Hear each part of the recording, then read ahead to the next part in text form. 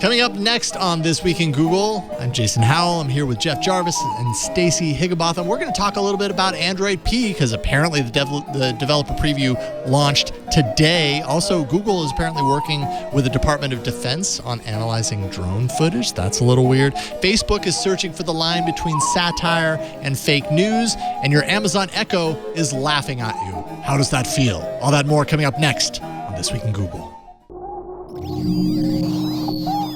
Netcasts you love. From people you trust. This is Twit. Bandwidth for This Week in Google is provided by CacheFly. CacheFly.com.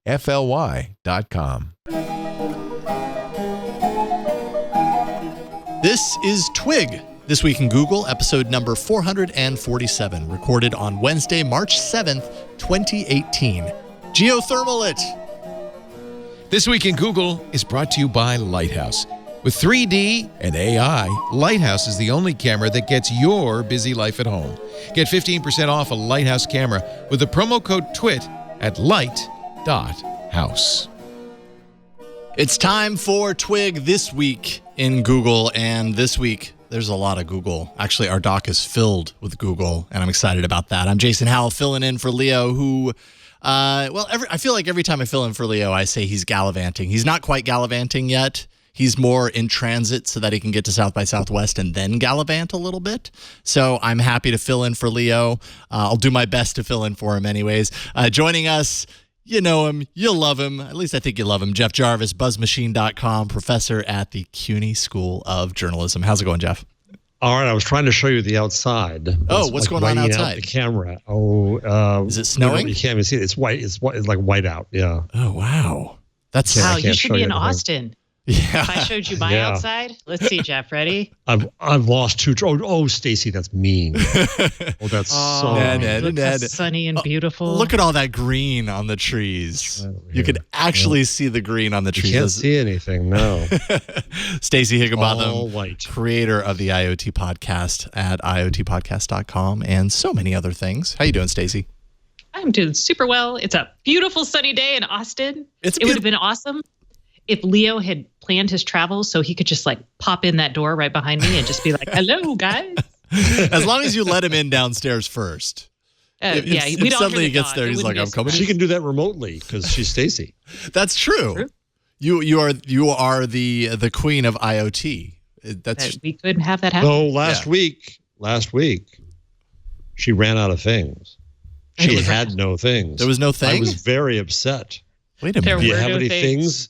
Have you gotten more things, Stacey? So this isn't a physical thing, but it applies to the things. I do have some more things that I'm now testing, but they're not ready yet. I mean, the internet is filled with things. That's why they call it the Internet of Things. There are things all over the internet. Stacey went through everything there was. All the things. There was no thing left. Well, thankfully, it only takes a week to regenerate new things. And so I have a feeling that's going to be a change for this week. We'll check in on that later. I thought we were going in like reverse order and we're going to kind of change things up. No. We'll save it for the end. So I had time to kind of poke through and read all this stuff. I will say one thing before we kind of get into the show that in times past when I've done This Week in Google, I've also been doing a daily tech news show that's called Tech News Today. Well, we don't do that anymore. And I realized how a little more challenging it is to drop into Twig when you're not like nose to the news every single day, every single story that comes through. So I spent good amount of time reading through a lot of these Google stories. I didn't work up a good like direction or thread to them. So take it as it goes, man. Take it as it goes. All right. Yeah. It's going to be like doing the show normally. Yeah. You're usually on point, whereas the rest of us are like, la, la, la. I don't know. Well, sure. So, I mean, obviously we should start with quantum chips, right? Because that's totally where our strengths lie as a team. Would you say? We might as well. Stacey squeal. I know that's reason enough. Google is claiming to be near quantum supremacy, they say. And apparently this is a thing. That's the moment that quantum computers can outperform a traditional computer. Google isn't saying that they're necessarily there yet, but they're developing a 72-qubit processor, which is apparently a step up. Well, it's definitely a step up from the 9-qubit design that they showed off back in 2014. It's called Bristlecone. How many IBM had a qubits was Noah's Ark? qubit. How many qubits was Noah's Ark?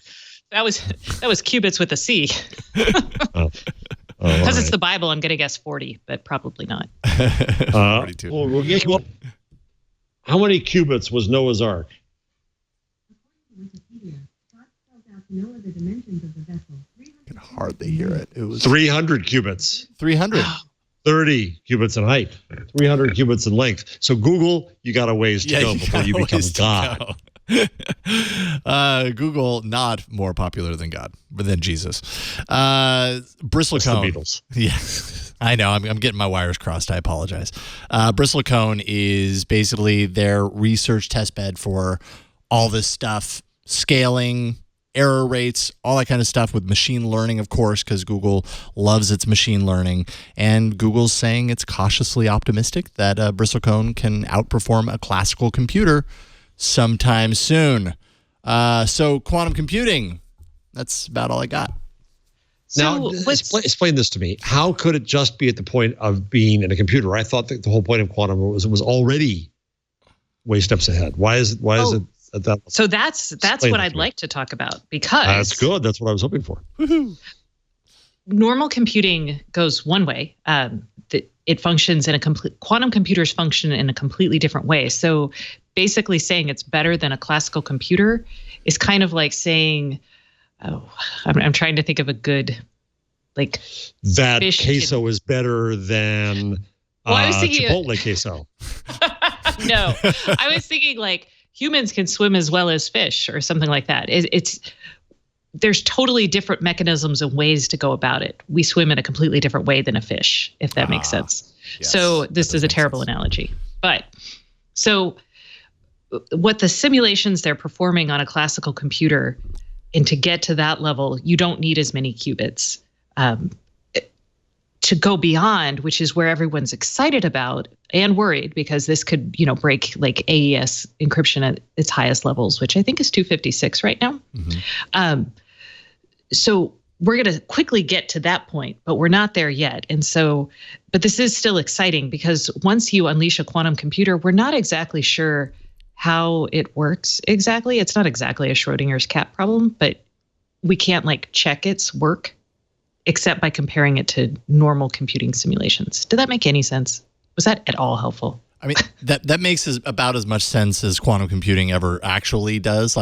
Technical level to me, I understand that it's really important and that it's a big wave. What you're describing actually really kind of reminds me of what we've been hearing the last couple of years about this buzzword we can't stop hearing about, which is artificial intelligence and stuff. Mm-hmm. That it's doing all of this learning and all of these calculations on its own. It's not nearly as easy. It's not the same thing as saying, hey, let's look at the code. It's more like, hey, let's look at the result, and that's about as clear as it gets, if I even understand how artificial intelligence computing works. So I don't know. That's close. Close enough. Good enough. Yeah, because a qubit is it's like a bit, right? Like a binary bit, except it has so much more information potential. So a 72-bit computer would be nothing, but a qubit is obviously way more, and it encompasses way more information. I don't know how to do this. I don't know how to explain this. I think I understand. But if quantum computing has the potential to break things like AES encryption and everything, I mean, I'm trying to understand, is that good overall? Will that then spawn even more secure systems, let's say, because it's so hyper capable of this sort of mathematic? Most people look at it as being like a Y2K problem times a gajillion, because there's so much that revolves right now on AES encryption, and we don't currently have an alternative. There is actually a company called SecureRF that has just been certified a couple of weeks ago by NIST as being quantum unbreakable. But to explain how that works, I would have to send you their white paper that has a lot of equations and math in it, because I don't actually understand how it works.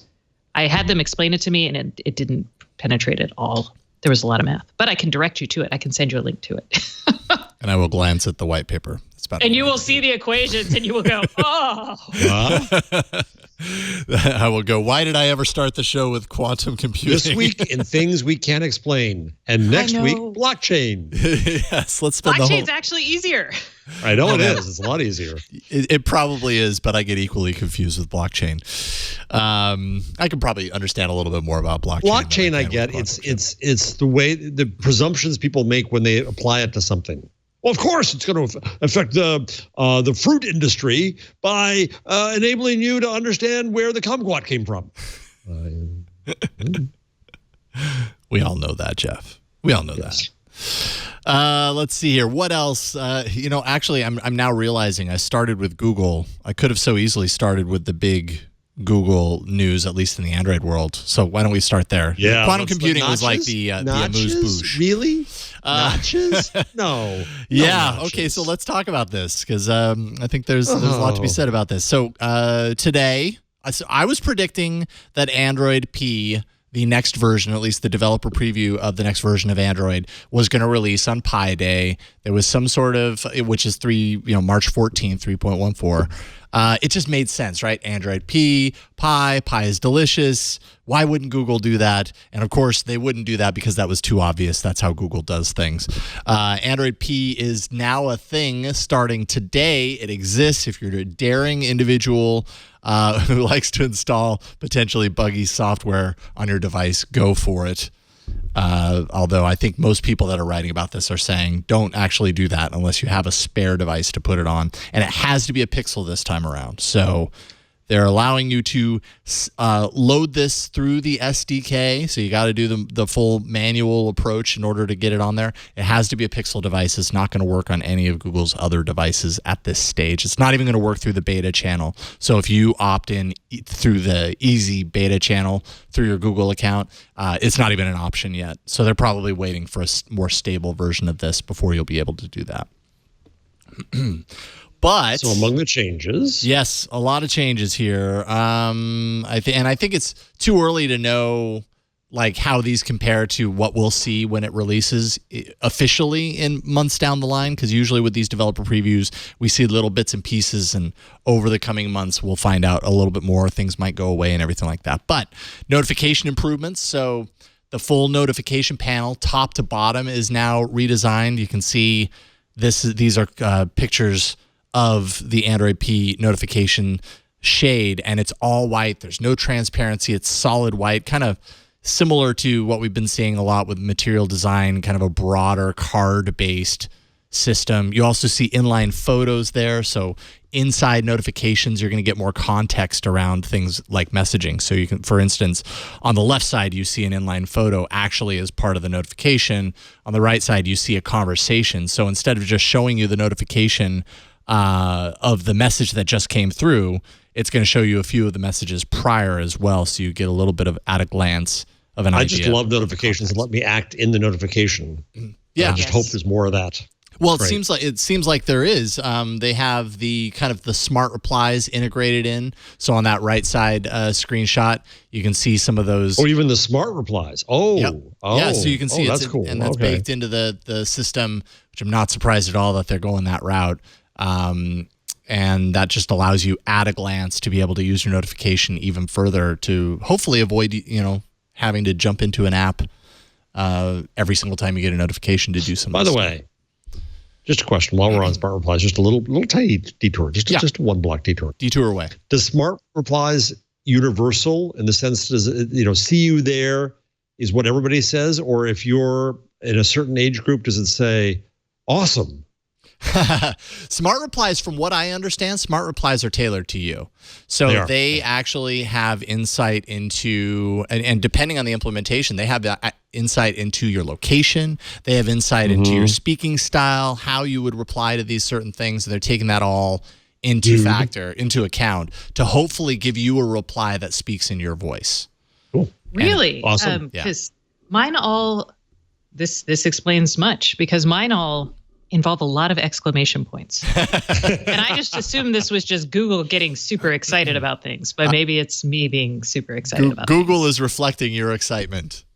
Do you use a lot of exclamation points? I apparently sort of do. I am enthusiastic, but okay. Yes, enthusiasm's a good thing. It's working. That's awesome. Well, I asked once if people knew that I was using, because I use them actually a lot. They're very helpful to me. So I'm like, yeah. Do you ever find anyone who's insulted that you do that to them? No one's been insulted yet, but I'm waiting for Google to do the I will honor the embargo, because that currently is never one of my replies, and that would be an awesome reply to have. Yes, fine, I'll honor the embargo. Yeah. But at the same time, if you make honoring an embargo such an impulsive button tap, you might not remember that you did that later. It's probably best that you have to type that out. It's almost like you're writing your signature. Like, yes, I will. Wow, you take your embargoes. I mean, I've never broken an embargo. Oh, I have once accidentally, but I rarely do the embargo thing, to be honest. I don't. It's a lot of pressure. So I'm like, but it's hard to not talk about things. If I don't know about them, but then I want to know about them. Anyways, I certainly wasn't on the embargo that lifted at 10 a.m. for Android P developer preview. That's for sure. As far as notifications, I think that's it based on what we've seen right now. But I'm sure there will be more, like I said.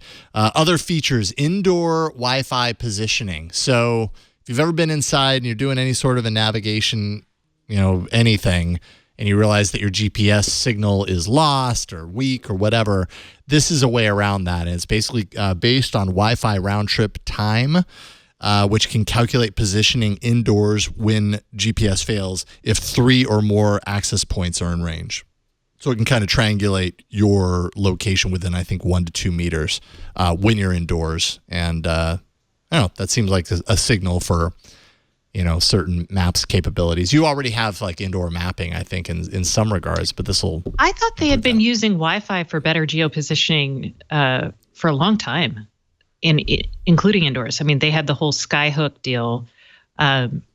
So I'm curious, is it just more granular at this level? It must be, yeah, because I know I know what you're talking about there too. This seems a little bit more specific. Like, I don't know if what you're talking about is as fine of detail as like 1 to 2 meters, or is what you're talking about capable of doing like step-by-step navigation inside of a building? I'm not quite so sure. Okay. I would imagine that I would be relying on GPS in that regard, and this would hopefully remove you from that. So I guess we will see. So Notch, Jeff, you mentioned the Notch. Notch is going to be one of those words of 2018. I think it's so stupid. It looks so dumb. All right, why is Notch so stupid? Because Steve Jobs would never ever have allowed the Notch. Yeah, it is a design. Sin. And if you want to have, a screen with 2 little ears that do different things, then I'm fine. Put the ears there. It's okay. But to make it as if God made screens with notches, come on. Stop. And then copying Apple? Why? Come on, Google. Have some spine. Well, but are they copying Apple? Essential had the Notch first. I mean, technically, they had the first device that released with a notch that I can remember anyways. Well, copying stupidity? Why? Yes. Why? Everybody's jumping on the Notch bandwagon, it seems like.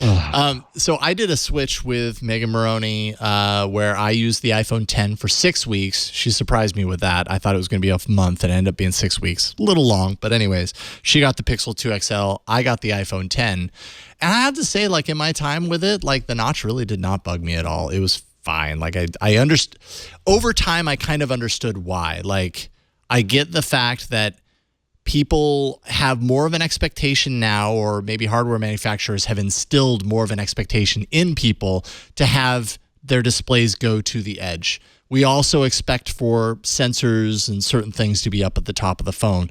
This would be a way to accomplish both, I guess. In my use, it didn't really bug me that much, and I thought it was going to totally bug me, but it really didn't. So I guess to some degree, I'm kind of like, whatever. It reminds me of people who watch DVDs in widescreen versus full screen. Yeah. It feels kind of like that kind of debate where, eventually when you're watching the movie, if the movie's good, you just focus on the movie, right? You're not really focused on the blackness or the whatever. Right. Yeah. So that's kind of how I look at the notch. But I am not a diehard. I do not have Jeff's passion for this issue. So I'm like, Well, and I think that they're probably and they've made some other changes, which we'll talk about in a second, that seem to be inspired by the reality that is the notch, the impending notch. But I think that they're also building in smarts to allow you for, like, you go into immersive mode, which is the full screen. Say you're watching a movie. Movie's a prime example. Instead of giving you the movie with the notch out of the side of it for no real good reason, and then you miss out on that portion of the video or movie that you're watching, it would have the ability to, in immersive mode, cut off the notch so that you still get your square. It's still a very large screen. It's just the way it should be anyway. Yeah, I mean, exactly. All you need is kind of a little line there so that the screen has its logical basis. Yeah. Not the notch. But they're also making changes to the status bar up at the top. And one of the big ones that seems to be getting the news right now is the fact that they're putting the clock on the left-hand side of the screen, which, when you think about an OS that has support for a notch, and if there are going to be more phones, potentially, I'll just throw this out there, potentially a Pixel 3 that has a notch. I'm just saying, crazier things could happen. That at least puts the clock on one side versus everything being weighted onto the right side, so it more evenly distributes what you have up there. And some people are seeing the clock on the left side as being a notch influence decision. oh. Notchgate. I'm gonna have to. I'm looking at my phone. I'm like, okay, now I'm gonna have to train my brain to look at the clock on the other side. No. Yeah, I know. It's the worst thing in the world, isn't it? Change. What else? There are some requirements. So, like, kind of underneath the hood, maybe less UI, more underneath the hood. Developers will have a requirement to target modern versions of Android. So they won't be able to update their apps past a given date without actually updating it entirely to the latest API level. So that's going to require developers that want to update their apps to keep things current. And in the past, developers who didn't want to support a certain feature or whatever have been able to continue developing their apps, but still targeting, last year's or the year before's API, so that they wouldn't have to kind of update and bring everything else up to a certain level. Google's putting in the requirement that basically says after a certain date that they will determine with each version of Android, if you are going in to make any update to your app beyond that date and you're still targeting older APIs, you won't be able to make that update. You're going to have to, it's going to force you to update to that modern API level. That's got to be good for security reasons, for keeping everything consistent. Also for encouraging developers to actually support some of these new features instead of, instead of putting it off. But it is definitely Google kind of, stepping on the toes of developers and saying, we know what's better for you than you do, so just do this. So I don't know how much that's really going to get on anybody's nerves. I'm sure some developers won't like that very much. What else? Lots of little things. I mean, this is the first developer preview, so that there's multi-camera API. Yes, multi-camera. Thank you. I don't really know what the exact details about that are, other than that it will support multi-cameras with the API, and they say that will enable you to do creative things, with that official support. What are creative things? I don't know. Well, I think that's the whole. What's the camera that does the depth of field? And you decide what you want to focus on later. Lytro, right? I mean, eventually, right? You could do that. Yeah, well, yeah, it's supporting triangulation, those sorts of things. Yeah, on the system level instead of requiring, the hardware manufacturers or developers to kind of come up with their own unique ways to tackle it. So, open mobile API for NFC payments. I missed that. What's that all about? I have that from the Android Police one. Oh, apps will be able to access secure elements and enable smart card payments. Okay, from an API. Not bad. That would be nice. Does anyone? Do you guys use Google Pay? No, because my credit card won't go. Doesn't accept it. Okay. Oh, that's a bummer. You'd use it otherwise? Yeah, I would. Yeah. Do you, Stacey? No, I had it on I want to say an older phone, maybe, but at that point in time, no one took it. So then I didn't add it, and now I'm kind of like, should I try it again? I have been struck by jealousy when people walk up with their phones and they pay. Yeah. I'm like, ooh, I could be that woman. It's nice when it But, I haven't even gotten to the point. I don't even use the Starbucks order ahead app. I do. I'm such a creature of old habit. Does it work well? Yeah, well, sometimes it takes. So I actually was in line at the airport at a long Starbucks, like a really long line. And the guy in front of me did a mobile order, and he and I picked ours up at the exact same time because I guess he thought he was going to take. So the answer is, by the time I think about it, I'm usually already in the Starbucks. Yeah. Sometimes I do it from my car before I walk into the Starbucks, but then I feel really silly. I don't know. All right. So the thing that has me upset about this update is they're cutting off old Nexus phones and the Pixel C tablet. Yeah, they are. So Nexus 5X, Nexus 6P, and Pixel C no longer supported. It's been confirmed, no longer supported with the dev preview. And then, of course, they looked into it. Ron Amadio at Ars Technica asked Google, and Google said officially that those devices will not be getting Android P when it releases, though they will be getting monthly security updates through November of this year. And then I think the monthly updates will... The Pixel C is still really useful. I mean, if I could still use my Nexus 7, I would. It's a wonderful device. This obsolescence is irritating. Yeah, it's so funny that you mentioned that. Burke here at the studio showed me a Nexus 7 just an hour ago, and he was like, so I just got this. What can I do with it? I'm like, I don't think you got a whole lot of options on that thing. They're not a whole lot, them. but it's a great... Yeah, I saw it's at my school. They're putting some old tablets on classrooms so they can have a display of when it's available or something, right? And they, smashed up an old Nexus 7 because that's all it's good for now, and it just hurt. There's a lot of camera software, like turn your phone into a camera. So like People Power makes one. So that's an option. Yeah. Or I love the Nexus 7 because it actually fit in my rear pocket. Yeah. Yeah. It had the pocketability factor for sure. It did. It's great. Yeah. So that's gone. And I do carry around the Pixelbook now everywhere. I travel with it. Yeah. But it was wonderful traveling with the Pixel C and the keyboard. It was just great. But how does that compare then to the Pixel Book? I mean, kind of same. The problem is the Pixel. Here's the problem. I'll tell you, Dr. Android. I will tell you. I find that Android on the Pixel Book is just not ready for prime time. Yeah. A lot of things just don't operate very well. I get times when Netflix, I've got to try to restart it 10 times and it doesn't know that it's there, and some apps are still small, and it's just not there and not ready. And so for Chrome, what I love Chrome as an OS, but for Chrome to be the primary OS on the device with Android apps as well, no, it's a smoother operation, I think, to work on an Android device through the web. Yeah, but then the keyboard functionality of the Android device, like the I don't know, I find the Pixel C keyboard was great. You had a Pixel C, didn't you? I had the Pixel C. I had the keyboard. I thought the keyboard was great. I thought the keyboard was all right. I don't know. I just, you know what? I never forced myself to live with it though, and I think you probably need to kind of overcome that hurdle to really get to the point that Jason. I don't know, Jason. You could live with the notch, but not the Pixel C keyboard. I question your judgment. I don't know. It's easier for me to overlook the notch, but the keyboard, if it's a keyboard I don't like, and I think the more pressing thing for me is that I just don't feel like Android OS was a very productivity, like it wasn't very good on the productivity side of it. No, that's true. It's terrible. Yeah, that's why I'm with you.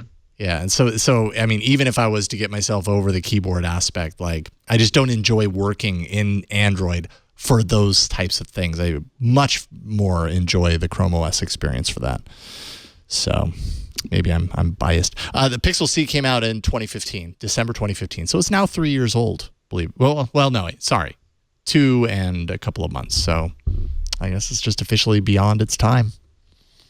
You know, I saw a study a couple weeks ago, a mobile device, and this is on mobile devices, and it was from Chetan Sharma. It was his end of year study. They said that the average life of handsets in the US is now 3 years. So having less than a 3 year, I know that's surprising. It's sort of surprising and sort of not surprising. Right. I mean, devices are super expensive. There's no subsidies now. So it feels like a 3 year should be then looking at your minimum support time for these devices for everyone who's not, and this isn't the people watching the show, but the rest of them. For your aunt and uncle. I saw some old friends the other day, and the father is very old now. He's in 90 something, and his wife died something like 4 years ago. He still has the flip phone because it still has her picture on it, and he'll open up the flip phone many times a day just to look at the picture. There's reasons people hold on to these things that you can't imagine. Yeah, and it's planned obsolescence. It's the sin that we've talked about for years in capitalism, and now it's not real. Always, you can point to it. It's not always planned obsolescence. In some cases, there are legit things like security patches. How many people do you want working on that? And then there's also like actual hardware elements. And Apple just got in trouble with this with the battery. They were making a decision from an engineering standpoint. You're right. Yep. I mean, I'm not saying that there isn't an element of that, but I don't think it's always evil. I think sometimes it's just a perspective that we don't respect in the tech industry. Right. I think you're right, and I think that there should be a principle that says a company comes out and says we will support devices for this minimum amount of time, 3 years, and past that, we'll continue security updates for 2 years, something like that. Right, that says that when you make an investment, and it is an investment for a lot of people. I mean, we're 1%ers in the tech world. Because we'll spend the money as if we, even if we don't have it, to get the latest thing. That's just not true of a lot of people. So official support, like we support it for 3 years, that is keeping it up to date on the major I would argue for OS that. updates.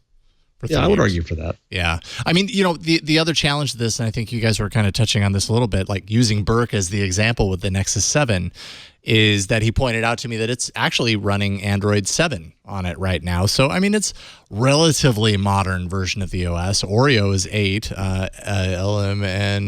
Nougat is 7. So it's only one officially released version behind, yet he says it's slower than Molasses, and so great, it has the latest version of one of the more recent versions of Android on it, but that doesn't necessarily make it better to use. It actually slows it down. And the other part of this too is the vendor problem. We tend to buy pure Android when we buy Android, but when I go to India and see the phones there, they're 3 versions back, and that's what they're running. Yep.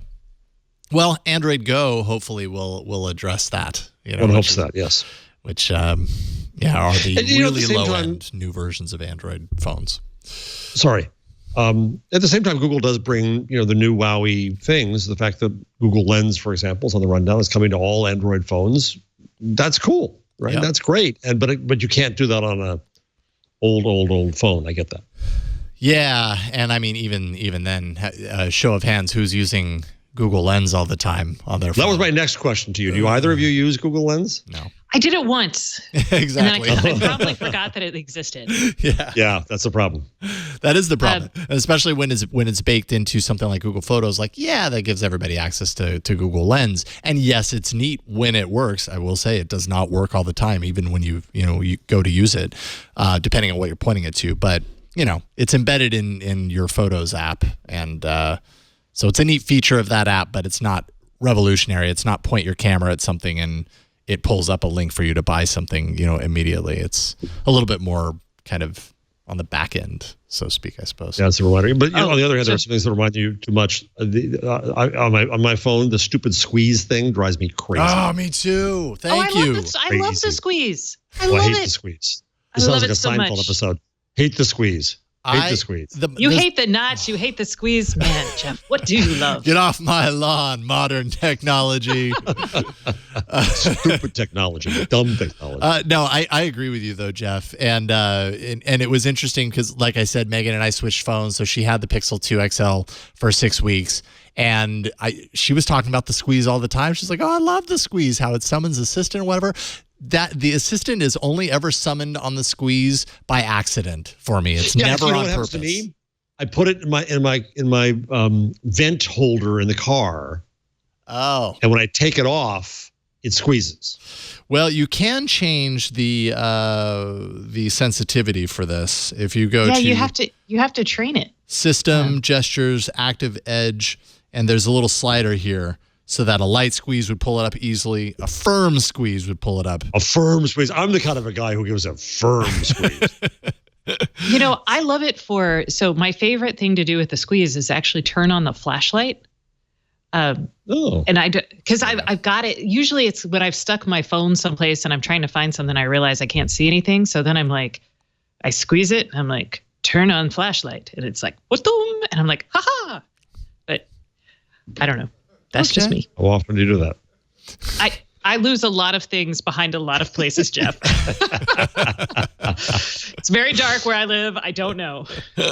I do want to add, because someone's talking about it in the chat room. I actually gave you a piece of software that they don't support it anymore. So I'm offering you a different one to run on your old Android device for security stuff. It's it's software called Salient Eye.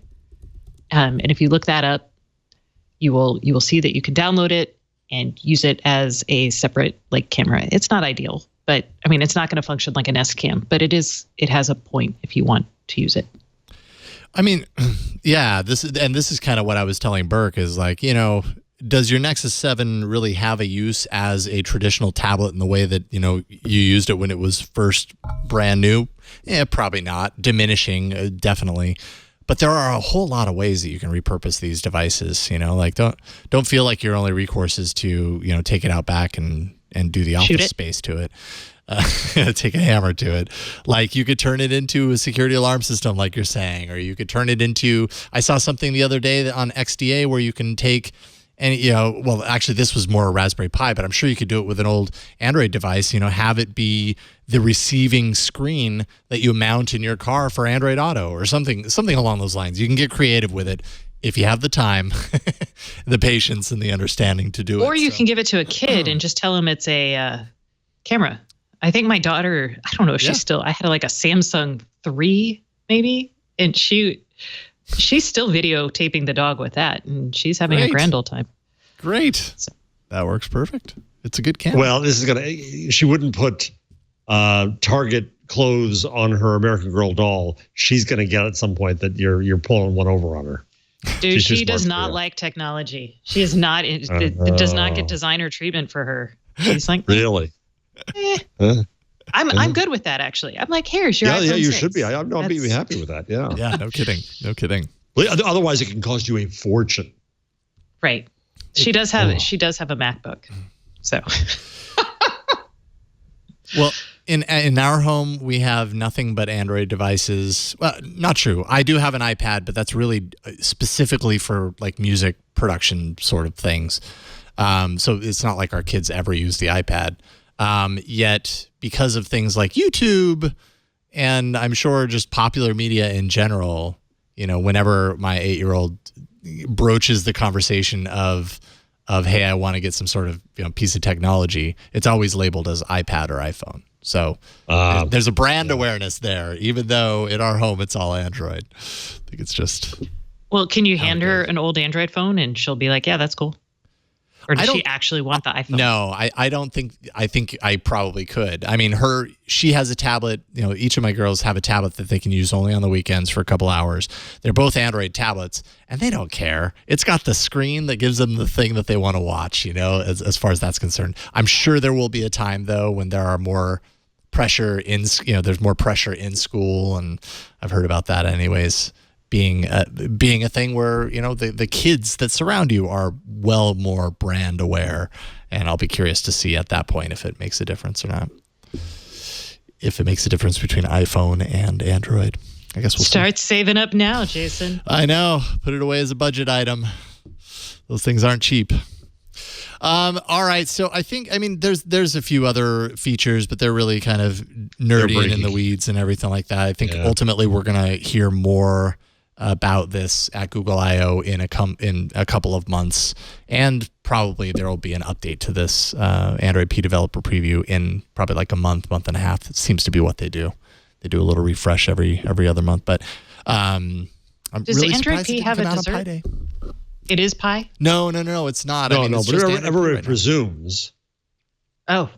Yeah, I don't know. What do you guys think? I really thought that I didn't think that pie was going to be Pie the Day dessert, and pie would be perfectly but sensible. I thought yes. that made a lot of sense. But is there a dessert that you hope it will be? But they don't announce the name when they let out the developer preview. No, they don't. They would do that later. later. So it'd be a lot after Pie Day. Yeah. Okay. I'm fond of pizzelles, but that's a pretty regional dessert. But why not educate people about them? Because they're delicious. Pizzelle, Pizzelle, Pizzelle. I've never. I think it's like a waffle cone cookie kind of. Yeah. I don't know how to describe it. They're delicious. They're not too sweet. Better than that, if they're going to go brand name, you know what you do? It's Pez. Oh, Pez. No. You could if they go brand name, that's a good one though, because you could see a Pez dispenser of an Android figurine on the lawn. Yes. Spitting out little green Pezes. And when you go to a Google event, they're handing those out left and right with candy inside. Okay, Jeff, yeah. Wow, I hadn't heard happen. Pez as an option, but that's a really good one. Android Pez swag. A giant Pez dispenser. I could just see it right now. Yeah, people would love that. You're right. Do it, man. Get on that train, Pez. Here's Make your marketing happen, opportunity. Google people, if you're listening, you're welcome. You'll be getting a shipment of a Google Pez. Yeah. If you get a Google Pez dispenser, I would like one. Thank you, Jeff. Or at least just a piece of Pez from it. That would be No. Pez candy is nasty. It is nasty. See, Google. Let's play a little longer. Okay, go. Google could do the Pez strip in the Google colors too. The candies could come out in Google colors. Yeah. Yeah, or the candies could be little Android figurines. Now you're getting overboard. No, they wouldn't fit. They would jam the dispenser. They'd jam the dispenser, yeah. Well, they'd make it the same shape, but they'd etch into them. Etch in? You could do that. Yes, you could. Yes, you could. Okay. See? I like our little product marketing meeting. Okay, here we go.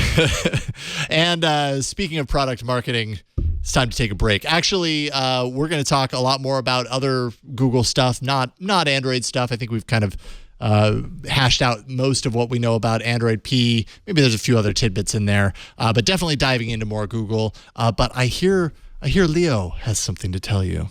Hey, Jason. Hey, Jeff. Hey, Stacy. I'm sorry I'm not here. As you know, I'm on my way to Austin for our big event on Friday at South by Southwest, but I had to just jump in for a moment to tell you about this thing. I love this thing, and Stacy, you were the one who told me about the Lighthouse. The Lighthouse, I don't even want to call it a camera. It is a camera, but it's so much more. It's a microphone. It's a speaker. It's got built-in artificial intelligence. It's the only camera that gets your busy life. You can't always be home. But if you have kids, pets, a nanny, a dog walker, and other people coming and going, there's one way to stay in the know about what's going on in your living room. Lighthouse. We have a Lighthouse at home, and I just love it. It understands that life is more than just a bunch of motion alerts. Easy to set up. You pair it to your Wi-Fi. You put it in a good place, and then a couple of things happen. First of all, you can invite others to be in your circle of friends. You can have other owners, but also invite people who are, going to be seen by the Lighthouse. And you can also set it up that the Lighthouse doesn't record when you're home, which Lisa has asked me to do. So it's great for privacy. But when we're not home, those Lighthouse sensors, the 3D sensor sees your home in full 3D. It can distinguish between people and pets and other kinds of movement. It uses facial recognition. So when it sees somebody it doesn't know, it pings you on your smartphone. It lets you know, and you can immediately turn on the camera and see what's going on. Live streams in 1080p HD, has automatic night vision, plus two-way talk and a security siren. You can automatically have the camera turn off when you're home. I like that feature. You can turn the camera on and off whenever you're in want, so you're in complete control of it. Of course, bank-level encryption for your video data. And because it keeps a 30-day library of everything it's seen, you can ask it simple, natural queries like, what happened when I was gone? It literally understands, I'm not there, this is what happened when I was gone, and it only shows me the important stuff. You could say complicated things like, show me when the kids and the pets get home, or show me if there were any pets at all. What did the kids do when I was out yesterday? What did the pets do when I was out yesterday? Tell me if you don't see the kids by 5 p.m. on weekdays. You also the kids can wave at the camera. It recognizes waving and will ping you and say, Hey, Michael wants to talk, and I can turn on the camera and have a conversation with him. That is awesome, especially for younger kids that don't have smartphones who just want to say hi. When it comes to security, Lighthouse uses its artificial intelligence to tell you only when it detects actual movement from people or sometimes large objects like doors when you're away from home. And you want to see those doors open and close, right? No more false alerts just because it sees a shadow or pets or like that other dumb camera that was supposed to be smart that I bought that thought for days I was getting alerts because there was a Mylar balloon it thought was a person in the house. I love Lighthouse. I set it up, use it every day. I always know what's going on in my house. I want you to get a Lighthouse. You can go to light.house to learn more. Don't forget, if you want to buy one, use the promo code TWIT. You'll get 15% off a Lighthouse camera. And because it's still early days, early customers get 90 days of AI service at no cost. I love our Lighthouse. We have two. And we have one here in the studio, which is normally plugged in, but I unplugged it so I could show it to you. Light.house. By the way, this is awesome. It tilts and rotates, so it makes it very easy to point at exactly what you want to see and what you don't want to see.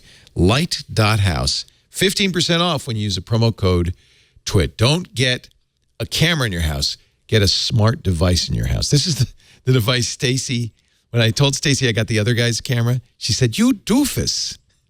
You should have got a Lighthouse."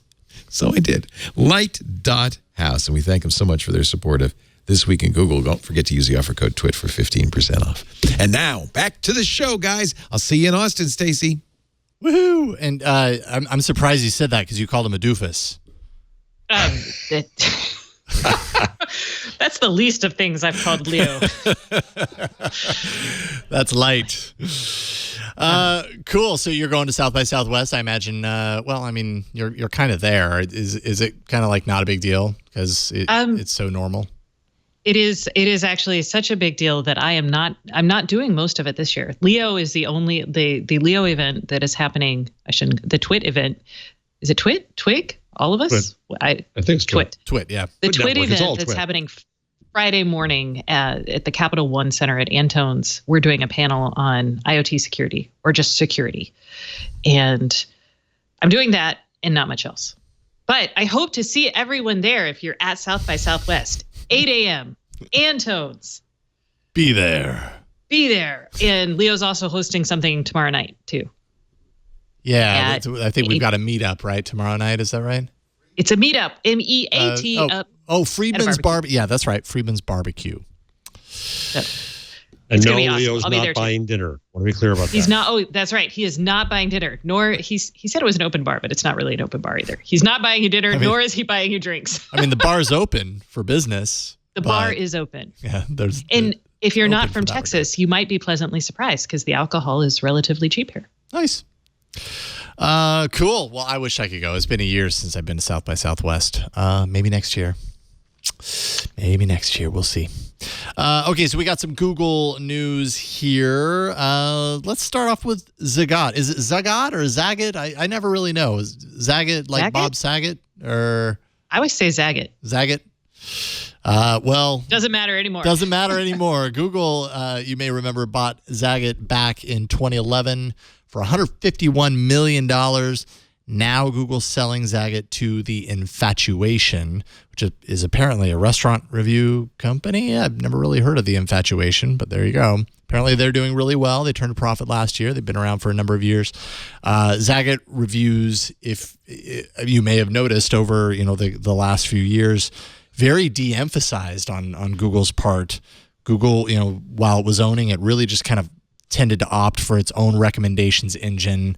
And I feel like prior to the buyout, Zagat was, it was very much a household name. At least I was very aware of Zagat, and then promptly stopped hearing anything about it. Supposedly Google did a redesign back in 2016, but they weren't giving it the treatment that it deserved. So now it's going to The Infatuation, and sounds like they're amped to have it as part of their network. So either of you guys? Well, I guess. Any thoughts? We lost Jeff? Jeff's no longer. It was good while it lasted, Jeff. But I don't know, Stacey, were you much of a Zagat user? What did you think of the integration? I feel like way back in the early dark ages before the internet was on your phone, I had a Zagat book, and that was about it. Yeah. But once I had a phone, I think I switched to Yelp, and then I got cranky at Yelp. So I switched to just Google reviews that they had. Yeah. And I imagine Google is just like, hey, dude, we could crowdsource this. Let's get rid of this Zagat stuff. Zagat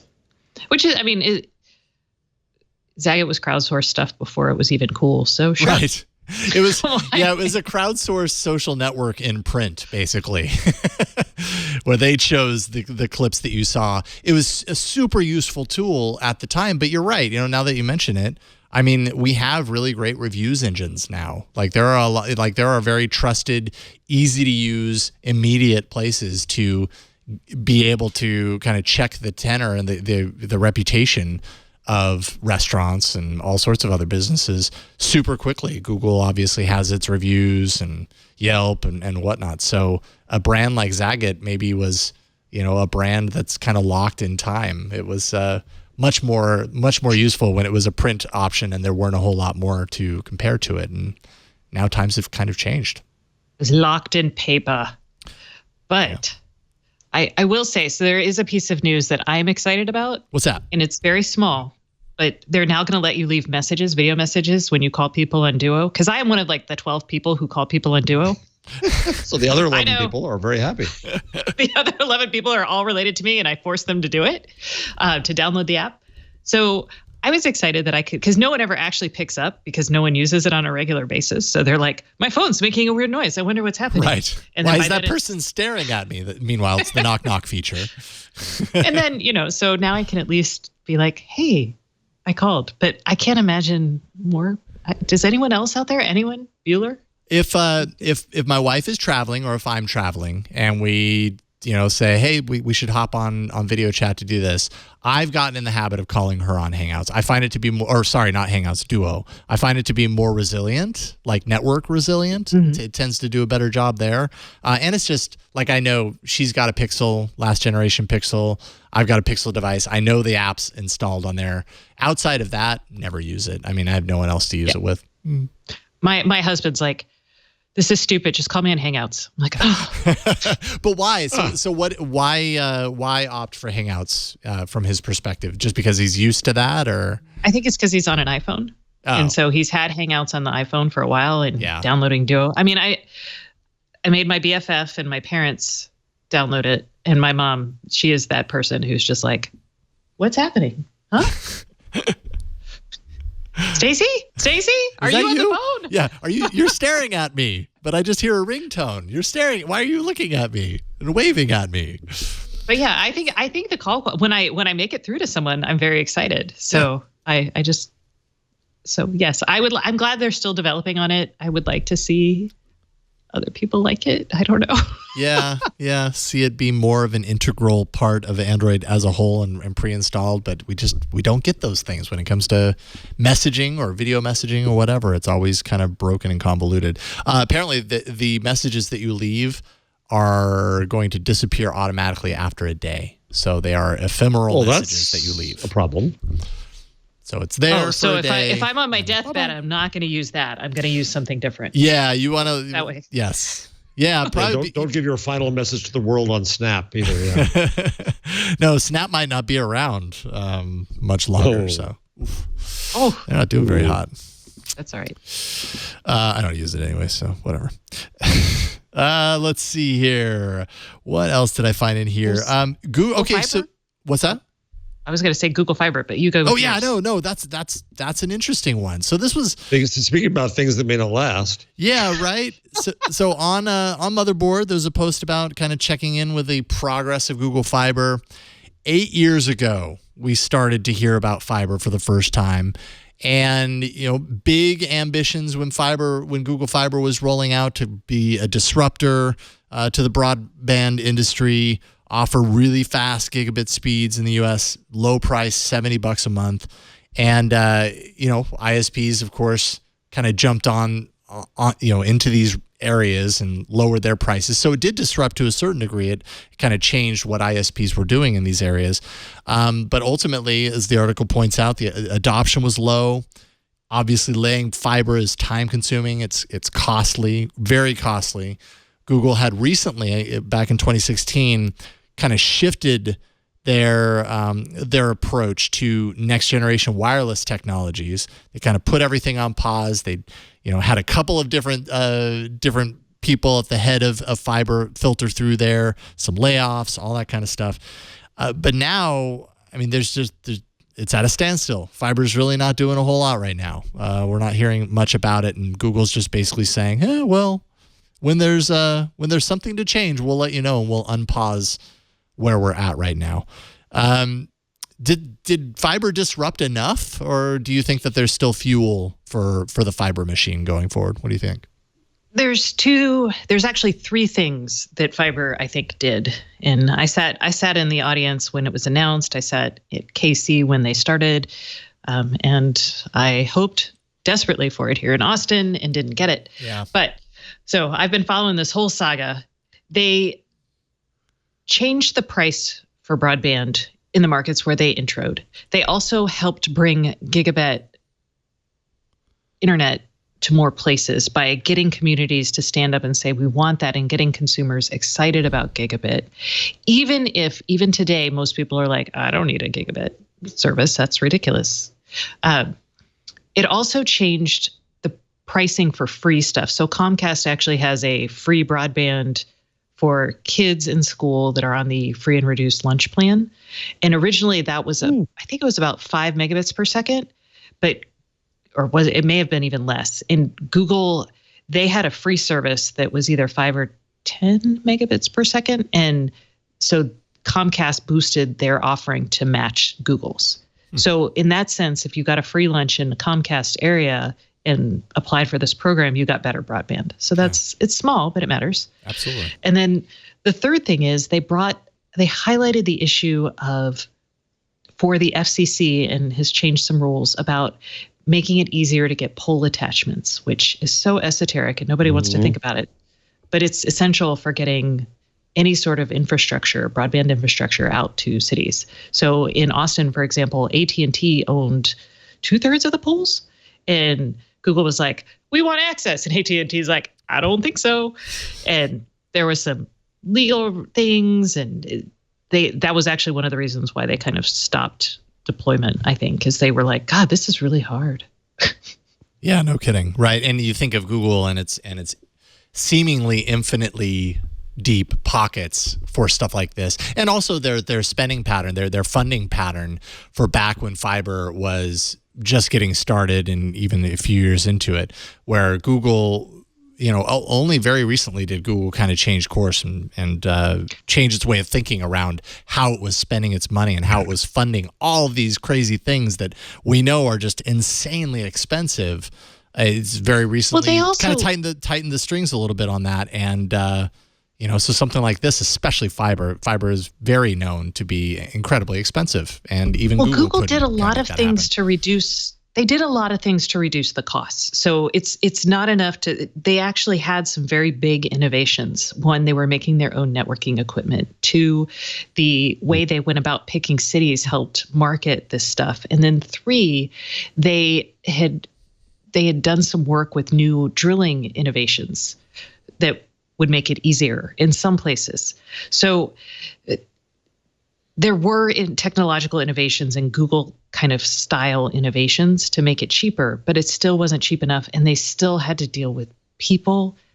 And Google, as an engineering focused company, is terrible at dealing with people.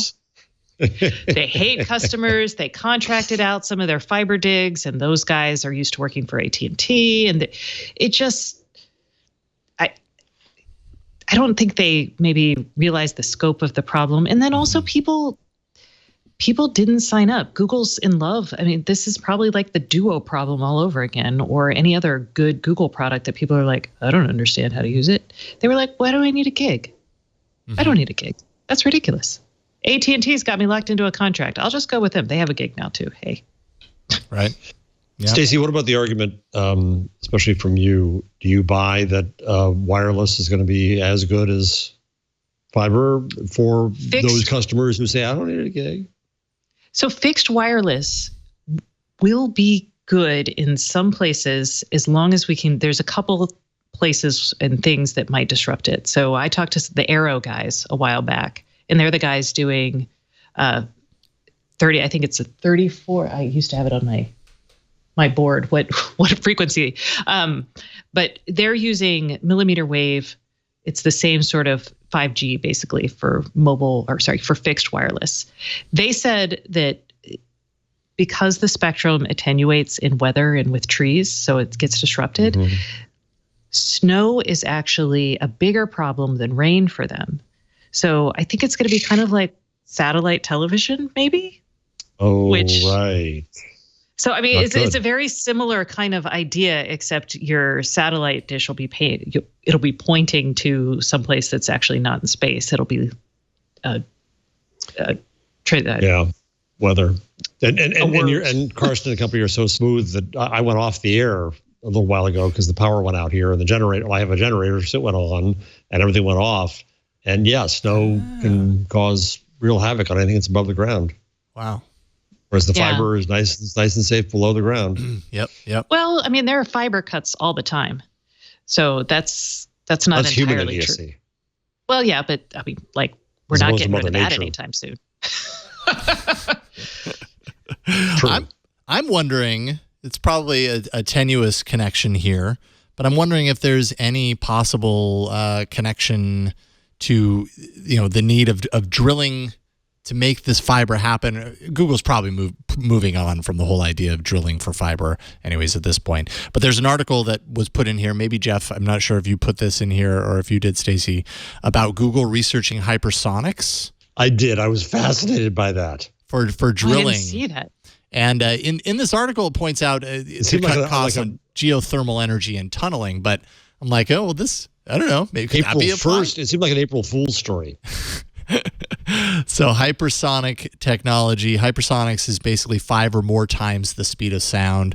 Usually that refers to aircraft or weapons. In this case, it's focused on climate and energy systems. Thanks to a company called Hypersciences that's developing this drilling system. Google might actually buy the company, according to this article.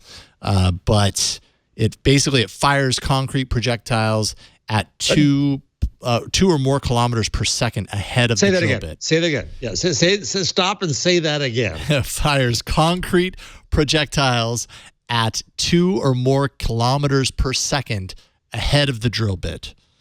And so drills deep wells 10 times faster than what you have with existing systems.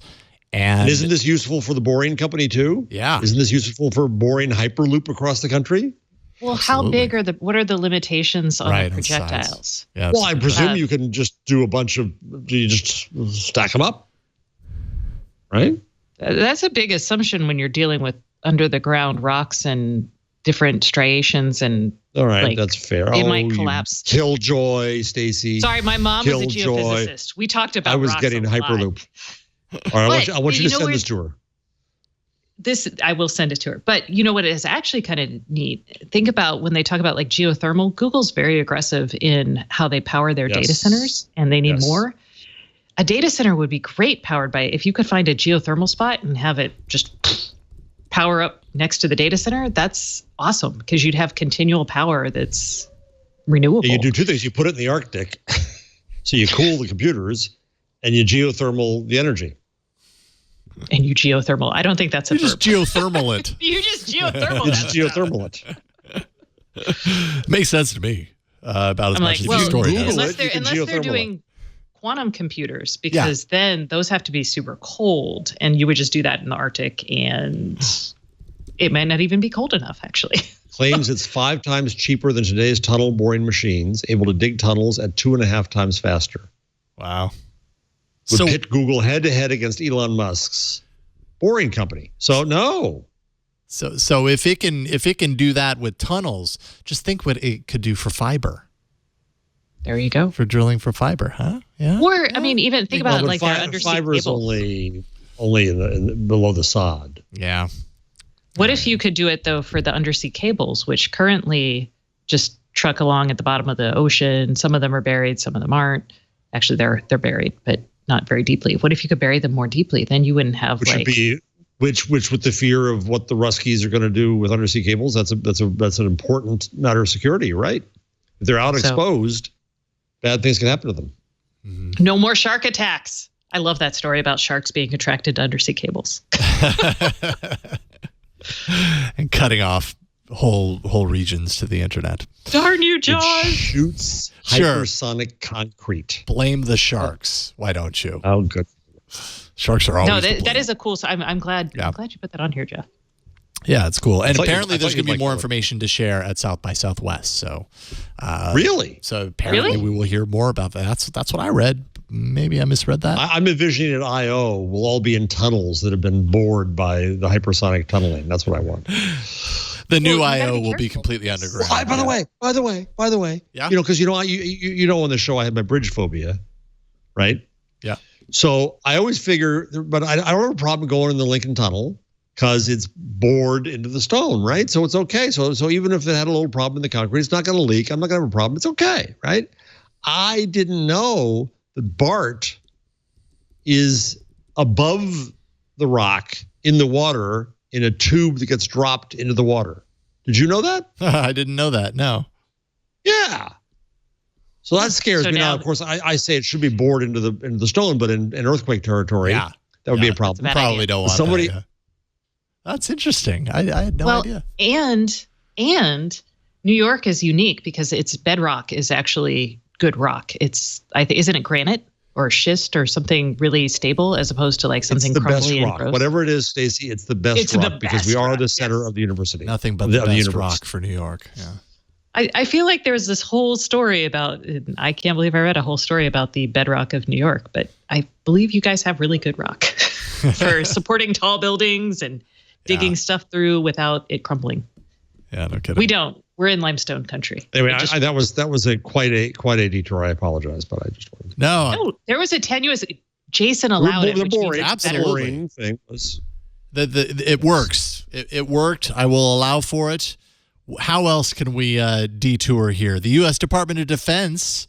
This has a little bit, some people kind of a little curious, a little worried, I'd say. Employees at Google, anyway, some of them.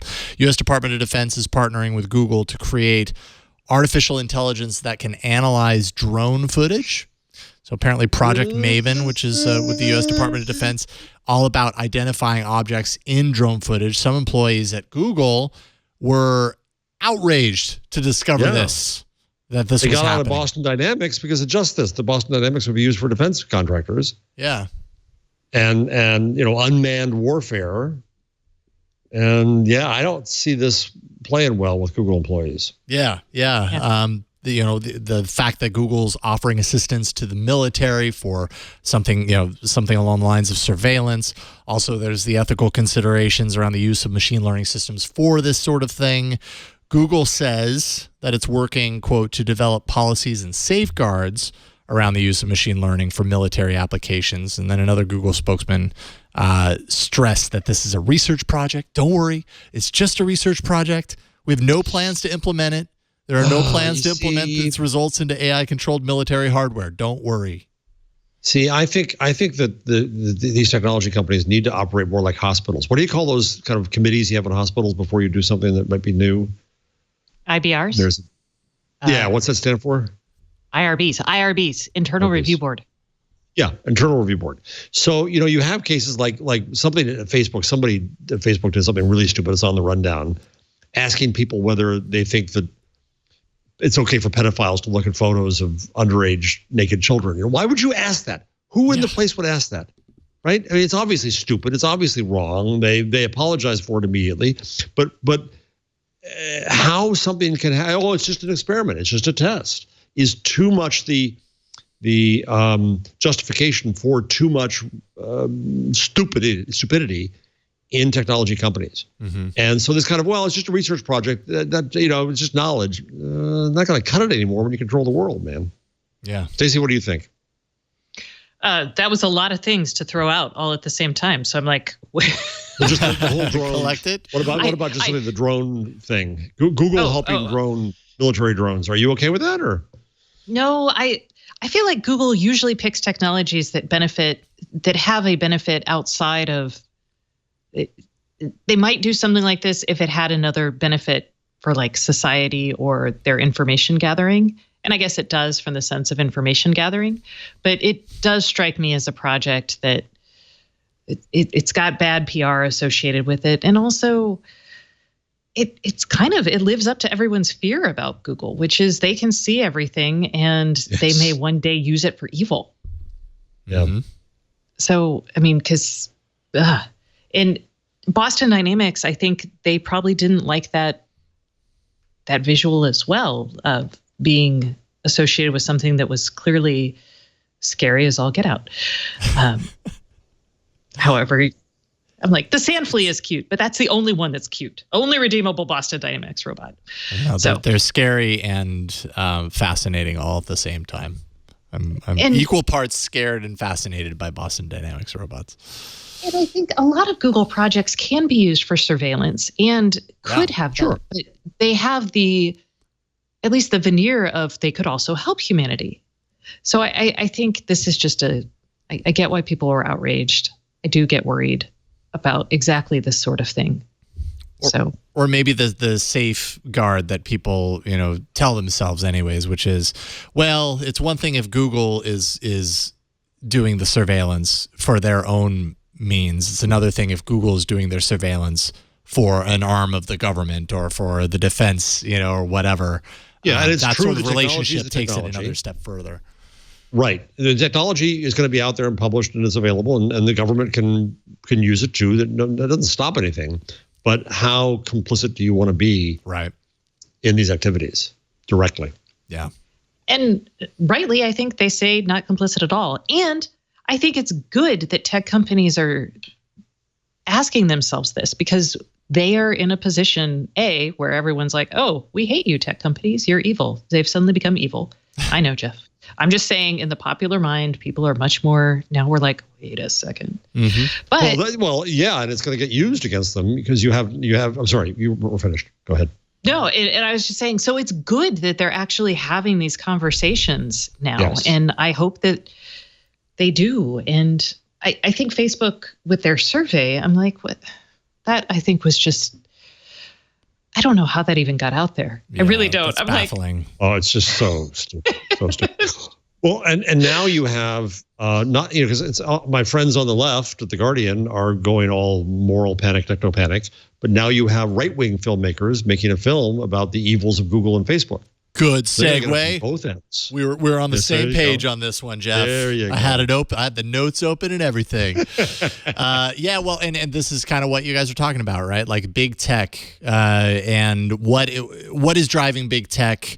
How is that? Like, what are the grand effects of these decisions that these ginormous mammoth technology companies are making?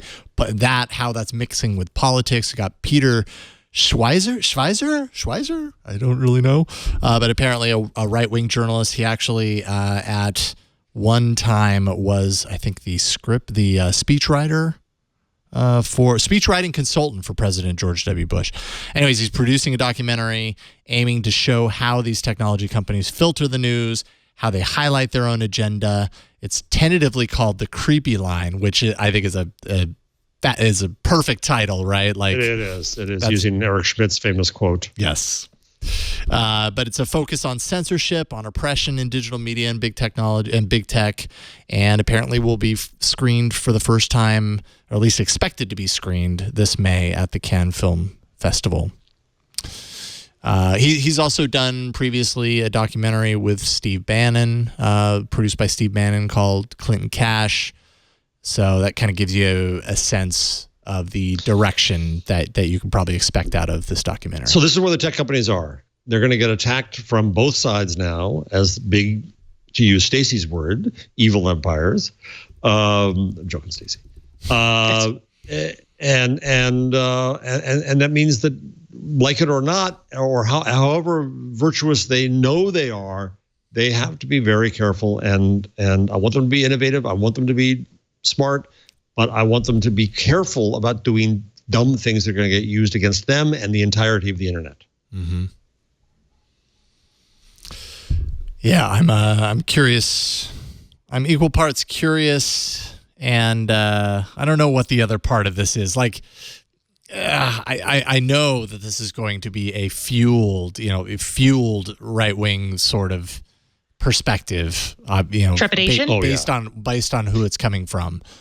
Doesn't mean I'm not interested in watching it, because even though, my own personal agenda, which I will keep entirely out of this show, I'm still definitely feel like the point that we're at with technology companies, like I'm worried about it. Like I'm worried about the ramifications of what we think we know, but we actually don't, and how that's painting and shaping the world. It's certainly been a reason that I've stepped away to a certain degree from social media in the past year. And I know I'm not alone. I just saw two stories. Please, Jason, don't do this. Don't do this. I left social media for 2 months and I saw a different world. No, I know. Farhad Manjoo just did it, and I tried to read that thing 4 times and I couldn't do it. No, got me too pissed off. Yeah, he's hit or miss, man. Sometimes he's good. Sometimes you're like, what are you smoking, Farhad? Pissed me off. I can understand, though. I can understand the perspective, right? Like when you're on social media, when we have a habit around social media, at least I have a habit around Twitter that started back in 2007. It's a daily habit, and so much of my daily reality is shaped around the moments that I have when I open Twitter and I see what's actually going on, because I do read that instead of reading a newspaper, to use Farhad's example. And I don't know if it necessarily makes me a happier person to do that. So when I say stepping away and being worried about technology, not entirely, but I certainly feel like my life is better when I'm not consumed by all of this stuff. And I don't think. I think there are a lot of people that don't make that realization. Might not. I don't know. I guess they have to realize that for themselves. My wife started watching more tennis, so she'd watch less cable news. I get that. Yes. Yeah.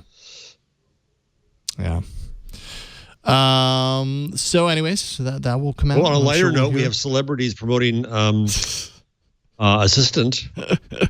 Yeah, during the Oscars. Did you guys watch the Oscars? Did you care? I didn't asleep. watch the Oscar. I do watch the dresses, though, on social media.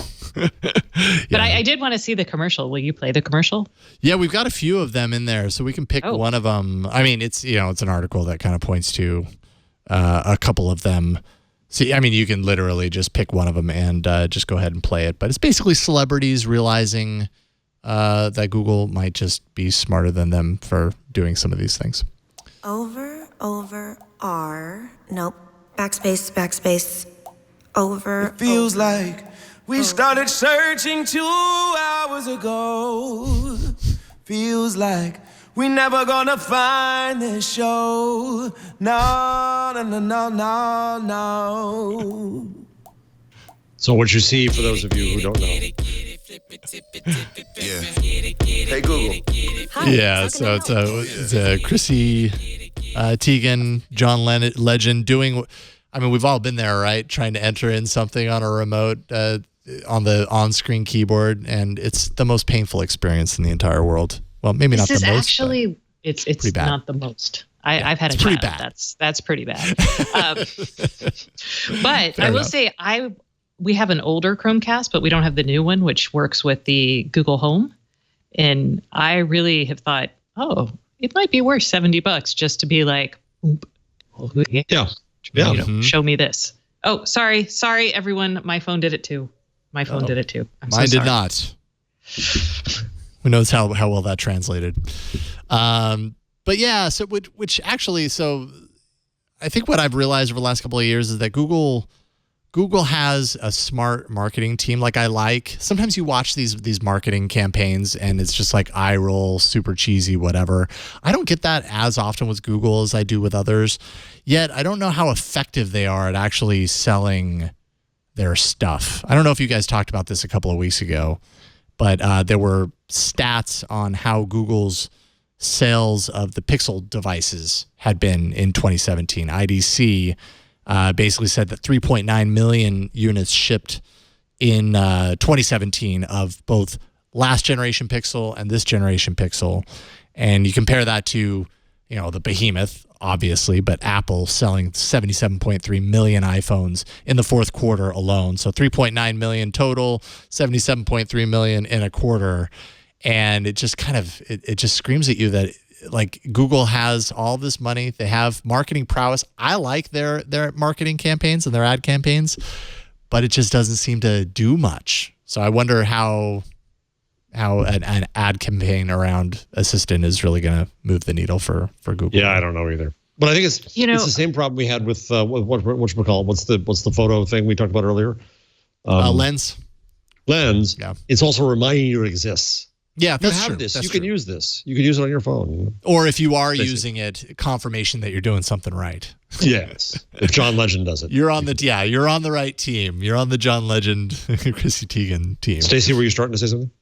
No, I was going to say it's kind of like, and I'm very curious because everybody has been a buzz about the Spike Lee directed Apple HomePod commercial, which is pretty, but I'm just like, well, why are we so excited about this thing for a product that, quite honestly, is not awesome? Like, none of the reviews out there seem really excited. And yeah, I mean, there's a whole lot of asterisks involved in reviews. It's great if you live on a remote island and only like to communicate with penguins. Yeah. But the ad is cool. Audio listeners, you're just going to have to trust us. It's FKA Twigs. Harried woman comes home from work in a New York apartment with many locks. To find her best friend, the HomePod, right? Hey Siri, play me something I'd like. Okay. We stayed up all night watching the comedy show. She's really not happy. No. What a nice conversation. I'm too flawed. I think she's relaxing. I think the drink's helping too. Yeah. This is me after Twig. Like, Give me the gin. I'm done. Or we can dance. There we go. Now it's coming around. Now, have you tested the HomePod? Whoa. Kevin has tested the HomePod. I sent it to him because he's an actual Apple Music person. Uh-huh. And I don't have I couldn't actually play anything on it. So he was the logical tester. That's one of those asterisks. Yeah. Right. I mean, it's very limited on support of what devices can use it. Yeah, I know. It is a long but kind of fun, cool. Yeah, it's funky looking. I like the visual aspects of it. With her mind, she's now expanding her apartment and redecorating. She forgot that she had a horrible day at work at this point. And well, that's wouldn't the you power forget of that HomePod. if you could redecorate your apartment? No kidding. I'm like, where's this ad even playing? It's a long one. Oh, I see a deer in my backyard trying to, almost unable to get through the snow. It's so deep. Jeez. So there's an ad that's an Apple ad where they're like, yeah, this will change your freaking life, as opposed to like, here, we're going to show you how to use our product. Yeah, right. I actually saw an article right before coming here. It's down at the bottom of the doc, Josh. Almost 20% of the U.S. has a home smart speaker at this point. At least according. That's pretty amazing. That is amazing. I thought so. Does that include like Sonos and other brands, or that are those smart speakers? Let's see here. This is per Rain and Pullstring, teamed up with VoiceBot. So 3 names I've never heard of. Maybe you guys have. But they interviewed 1,057 adults across the U.S. and based on how they, conducted that study. So I guess that's the important part that I can't read here, but they found 19.7% of the people they spoke to say that they own a smart speaker. So I imagine it would. I mean, it doesn't seem like it's isolated to just Google Homes or the HomePod or whatever, but.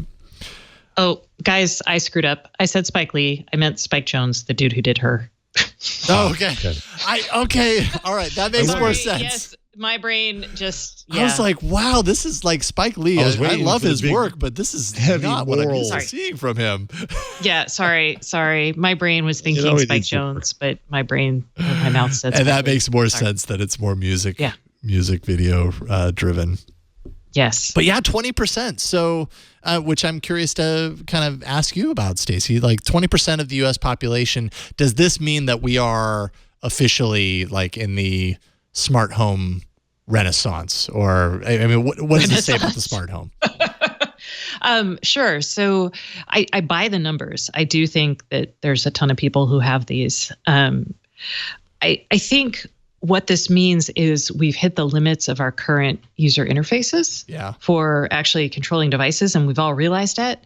And so the next step, this is going to be like, like I think of gaming with like joysticks, how we started out with like the actual joystick and then we got more sophisticated. What's going to happen is we get more sophisticated user interactions. Like voice is awesome for some things.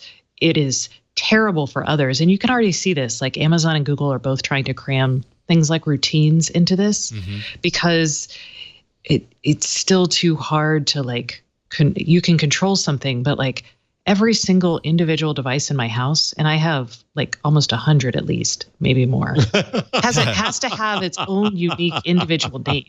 Wait. Like, have you ever counted? Well, I mean, like every light bulb. So why is this funny? It's so funny. I know. It's just, I thought, well, people who were really into this might have 8-10 things in their home. I have at least 35. I have at least 35. No, I have 40 now Wi-Fi connected devices. And so that doesn't include, 20 light switches, probably 30 smart bulbs. That doesn't include any of the sensors. Right.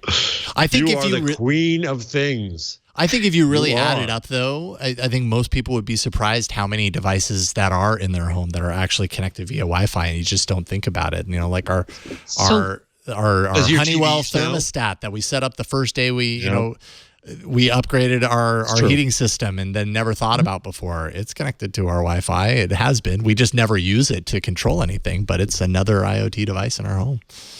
Yeah, and any appliance that you buy starting this year and next year will have connectivity built into it. Whether or not you turn it on, it's up to you, but it's going to have it. Yeah. So Comcast last year said that in its homes, they had an average of 11 devices, 11 Wi-Fi connected devices.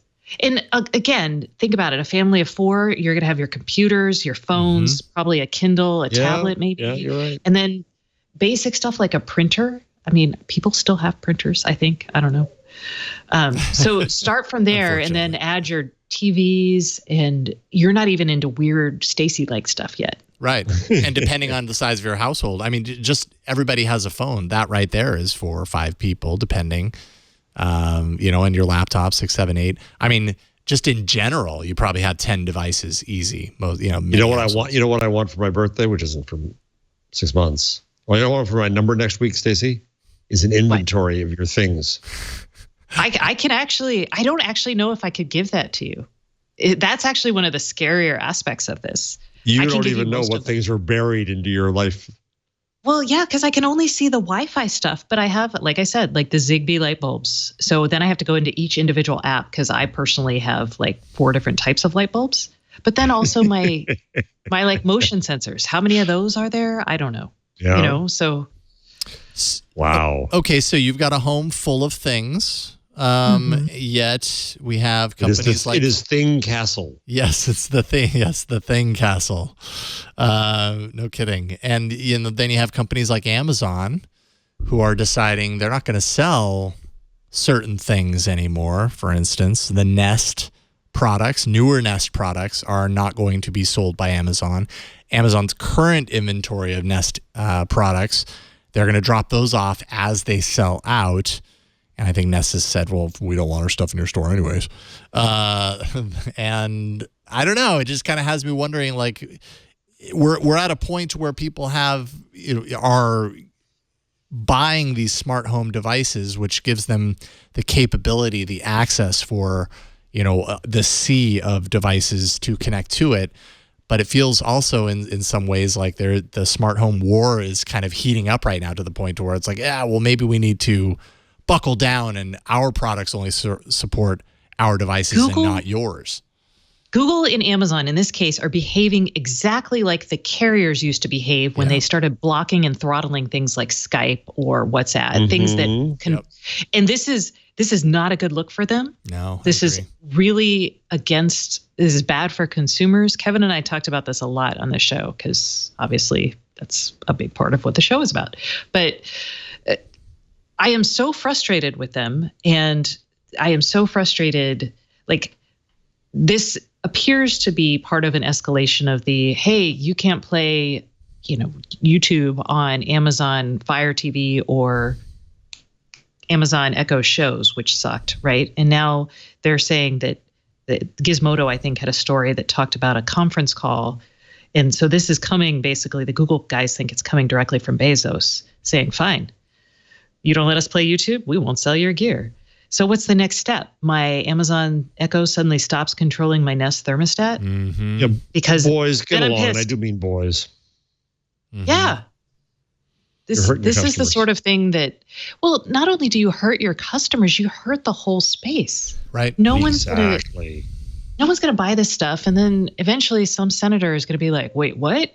Oh, this is not cool at all. Ugh. Yeah. Sorry.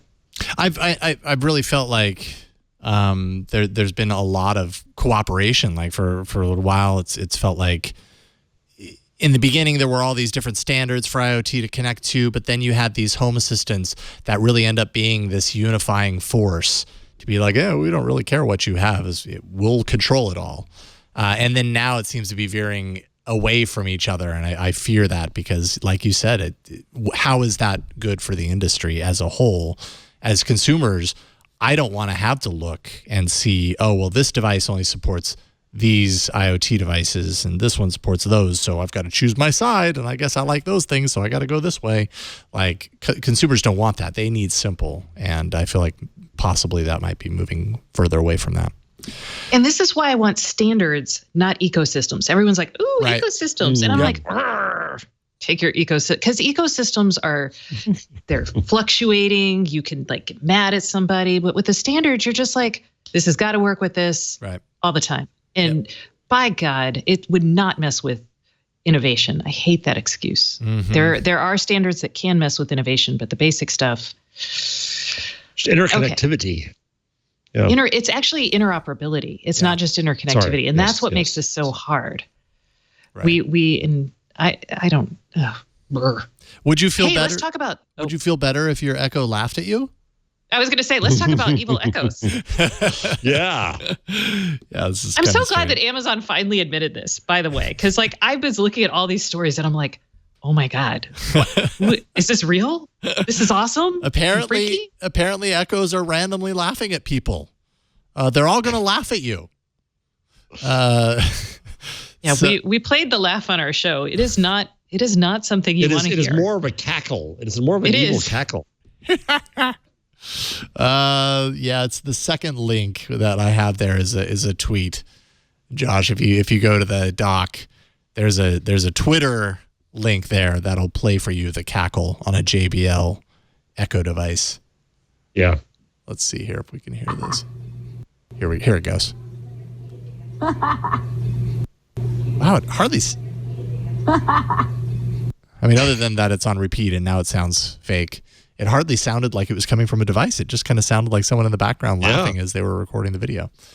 Yeah. So there's so much. So many questions I have about this. I'm like, are they all using the same skill? Because like you could have a skill on the Echo, and maybe it would just like do this, like just to prank you randomly, right? Like it could be, or is this somebody hacked into people's? I don't understand. Has Amazon acknowledged this at all?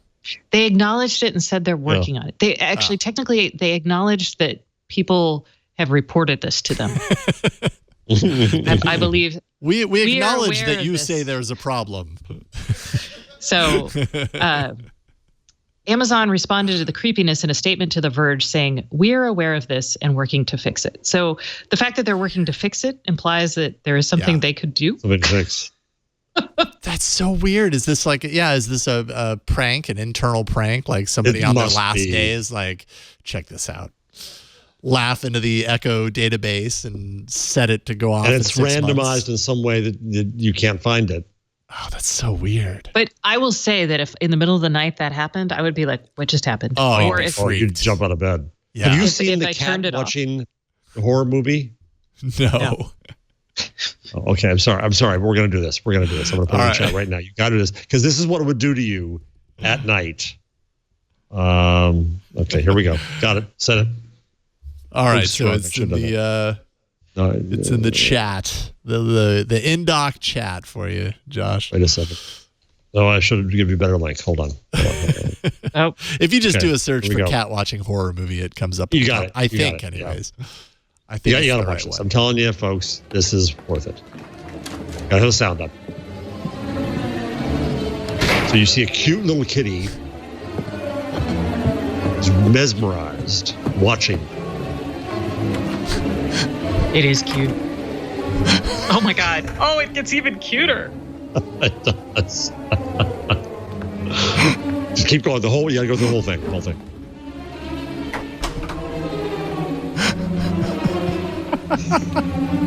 This is why the internet's wonderful. Oh my God, this cat. This is me the first time I watched The Shining. The eyes really get wider. It moves like, oh no. Oh, its pupil action is awesome. This is Bates. Yes. What movie are they watching? Oh, is it Norman? Is it Psycho? Wait. Wait.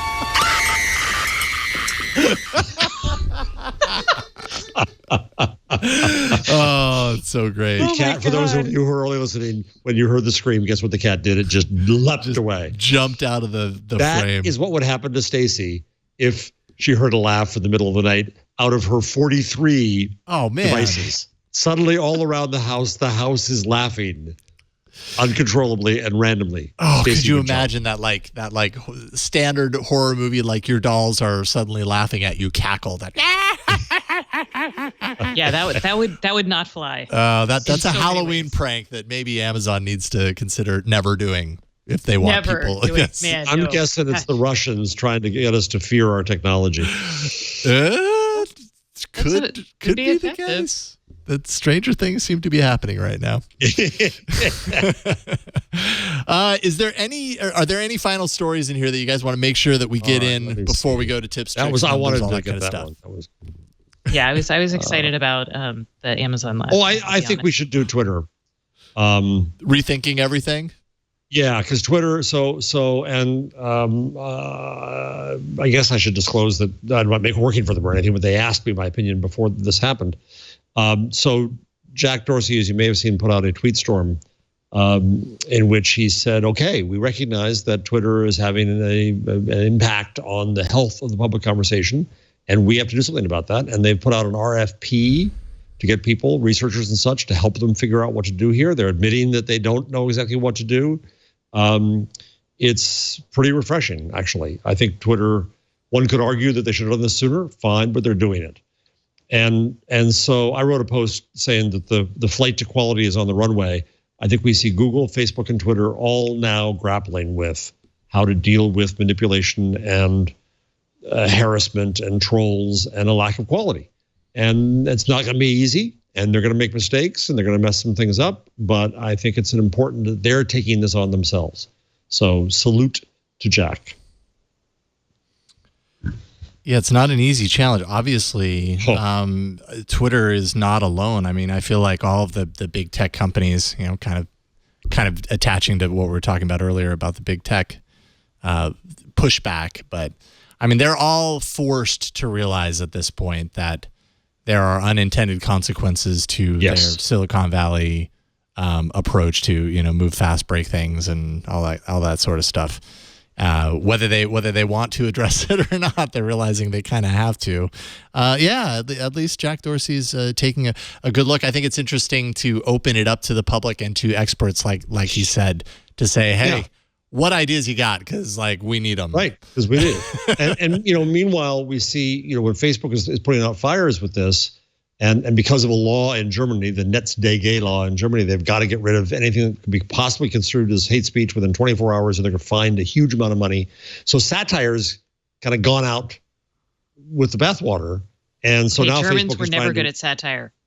There you go. Sorry. But so now there's a religious satire site. I'm forgetting the name of it. B, and they did a funny piece about how CNN has a washing machine for spin cycles. It doesn't gain anything in my translation, but that got taken off because these systems can't figure out satire. So now Facebook has to go and try to get help and figure out satire. This is hard stuff. Yeah, and Snopes apparently heard from people that they were taking the article literally, so they ended up debunking it. Because Snopes has a relationship with Facebook, that ends up signaling to Facebook that Snopes was on it and that it's actually fake news, because that's what that relationship is all about. Is this stuff that's posted here real or fake? So then Facebook ended up hitting up the Babylon Bee, was the name of the site, which is very funny, administrator, to let him know that his satire is getting the smackdown, basically. Which, when you read it, you're like, of course there isn't a washing machine that spins news. Of course not. But the problem was when they built the system for the fact checking, they didn't have a satire box. Right. So Snopes had to say, well, if your Uncle Abner really thinks this is true, okay, we're going to tell him it's not. But that triggered the flag because Snopes had no opportunity to call it satire. Yep. And as I said 10 times, this isn't easy, but they're working on it. They're trying. I think that's a positive thing. Yeah, absolutely. Yeah, it's hard to draw a line between satire and fake news. There are a lot of people that would say, fake news is entirely satire. It's satire to the point of just look at all the fools that fell for it. You know what I mean? Like, that's the point of its existence, is to prove that people will fall for anything.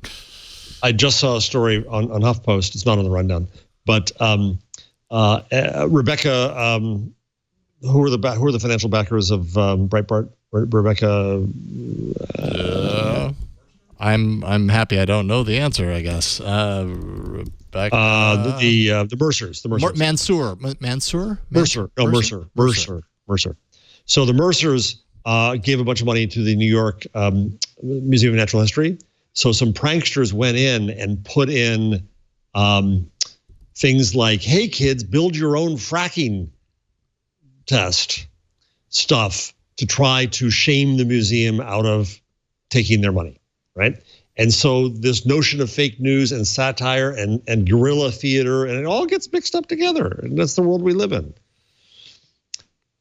Dana Boyd evidently gave a brilliant speech today, which I can't wait to goes up online at South by Southwest EDU, about the dangers of getting too addicted to this notion of facts and media literacy. And so it's a complex world, and we're expecting the platforms to do binary things, and that's what they tend to do, is binary things, and they've got to do things in the grays. Yeah. Anyway, all right, that was the end of that. It is a confusing world. I put Stacy to sleep. No, wake up, Stacy. Sorry. I'm waking up. No. All right, I know what'll wake you up, Stacy. Your thing, whatever your thing happens to be this week. Okay, I have a double related thing, because this is actually related to. Okay, so my thing is a site that I read about this week, and I started trying out with various devices in my life. So it is called. Hold on, I'm going to find you. Prebot. Is that really what it's called? Pribot. Pribot. Yeah. For privacy. And Polisis. It's an AI-powered summary of any privacy policy. And it looks at things like, so go check it out. Good. It's pribot.org, Polisis. And it has a bunch of stuff already loaded. So you can look at like Twitter's privacy policy. It looks at the types of info that they collect, why they collect it, and then the options they give. So I started running a lot of my IoT stuff, because one of the things I hate about their data collection is they're like, yeah, we're going to collect all this data and we're going to share some of it with people. Most of it's for us. And yeah, we want all of it to make our product better. So it's very basic. But the only option you have if you don't like it is to not use it, which I think is actually, in some ways it makes sense, because a lot of the connectivity and data collection on these devices is necessary for it to work. But in other cases, you're like, dude, I just spent an hour installing a new thermostat, and you're telling me that if I want to use it, I have to abide by this privacy policy, and then I'm going to return it and have a restocking fee, possibly. Those kind of things drive me nuts. So this is fun, but the story that came out, I think it was it yesterday or the day before on MoviePass with the CEO saying, hey, we are actually a data-driven business and we're going to track you before your movie and after your movie.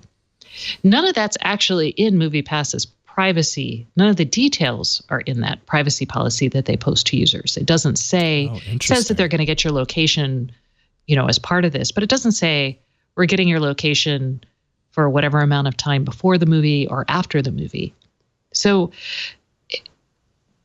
the two things together, one, it's like, hey, this is good, but it also shows how inadequate the current state of privacy disclosure is actually.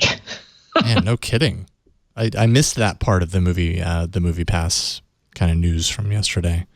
Thought it was very interesting from the keynote. He did not care at all, based on what I read. I didn't actually watch him up there, so I don't know what his tenor was when he was delivering it, but it was like, yeah, we track you before, we track you after. That's kind of how I interpreted it anyways. It seemed like he was like, yep, data's currency, and we got all of it. Right. Okay, I guess that's why you're paying $8 for unlimited movies per month. I guess that's it. How do you feel about that? Maybe that's okay $10. for you. Well, yeah, I think they have some sort of a promo or something for $8. But. So that's, and that makes sense. I mean, again, you don't get anything for free in this world. And now free, and this is another thing that I think is important with a lot of web services and IoT is we have to actually start understanding that free is not free, that there are costs both to your data and privacy, but also even societally.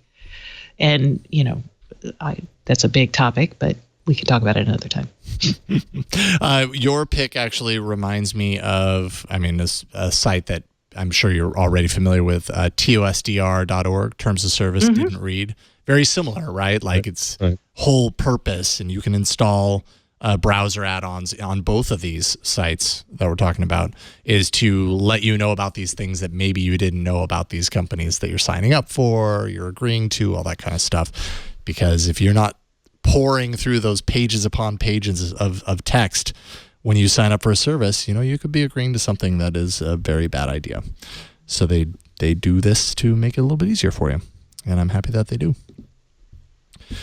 Jeff, you've got a few numbers in there. What's your number? I got a few. I found this one charming. So Chris Hughes, who was Mark Zuckerberg's roommate, one night was on his, he wasn't a rich kid when he went to Harvard, just a smart kid, and he was doing his job, and he and Mark had to have the talk.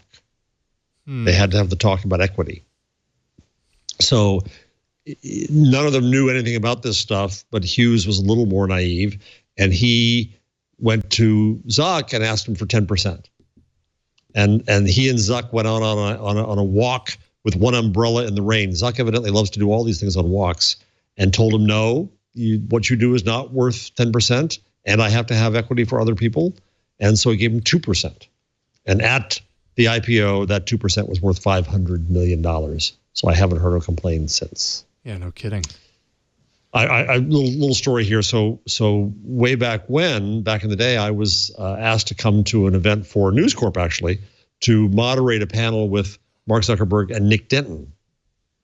And before we went on, Zuck was asking Nick advice about hiring salespeople, and he just mentioned offhandedly something about giving salespeople equity, and Nick jumped on his throat and said, "Don't do that. Salespeople come and go. They're widgets. You can hire them anytime. No, you don't know how valuable your equity is going to be."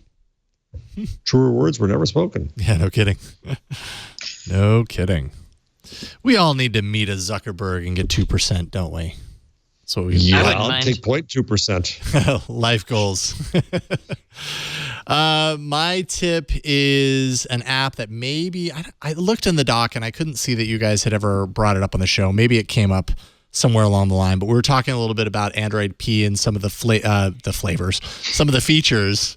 Flavors of Android. Yeah, flavors P. works. Yeah, a little more works. poetic. Yeah, that works fine. for me. Of the new OS, part of this is smart replies in your notification shade. And you can do that now, actually. with an app that Google is beta testing right now called Reply. You can't find it in the Play Store. They're doing a very limited beta test of this, but I'm linking to the APK Mirror site, APK Mirror, created by the folks behind Android Police. It's a trusted place to get some of these APKs that are harder to find. So you can go there, you can download it onto your device, and I can even show it off right now. Basically what it does, it gives you some controls. Well, I won't pull up the settings, but it basically gives you controls to determine what pieces of your data it can actually use in Smart Replies, and then it connects into messaging apps so that in your notification shade, you get some of these Smart Replies. For instance, this was a test from the Reply app. It says, want to grab dinner? Interesting that a robot wants me to go to dinner with them, but great. I can reply, sure, I'm down, or what time. I just send that, and it sends off. Burke sent me an image of his tablet. Oh, here, let me get away from that. Sent me an image of his tablet. I wish I had the preview of that in my notification, but on Android P, apparently I will. His Nexus 7 that we were talking about earlier. And so it says sent an image, and I saw it on my browser, so I can say, hey, that looks good. I send that. He'll get that reply. And it makes messaging just a little bit easier from your notification shade. So it's called Reply. It's by Google.